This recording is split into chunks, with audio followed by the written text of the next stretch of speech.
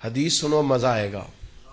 بخاری مسلم میں مشکات میں حدیث موجود ہے. نبی پاک فرماتے ہیں بندہ گناہ کرتا ہے, بندے سے گناہ ہو جاتا ہے, پھر وہ کہتا ہے یا رب یا رب یا رب مجھے معاف کر دے. تو اللہ فرشتوں سے فرماتا ہے میرے بندے کو پتا ہے کہ میرا کوئی رب ہے, اور یہ بھی پتا ہے کہ میرے رب نے مجھے معاف کر دینا ہے.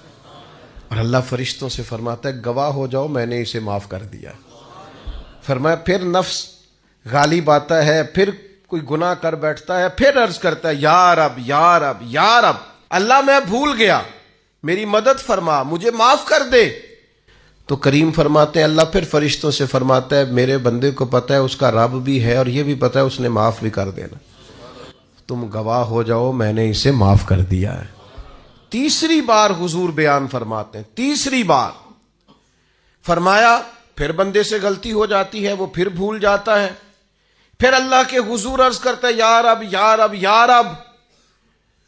تو فرمایا مالک فرماتا ہے فرشتوں میرے بندے کو پتا ہے کہ اس کا رب بھی ہے, اور یہ بھی پتا ہے کہ اس نے معاف کر دینا ہے, تم گواہ ہو جاؤ میں نے اسے معاف کر دیا ہے.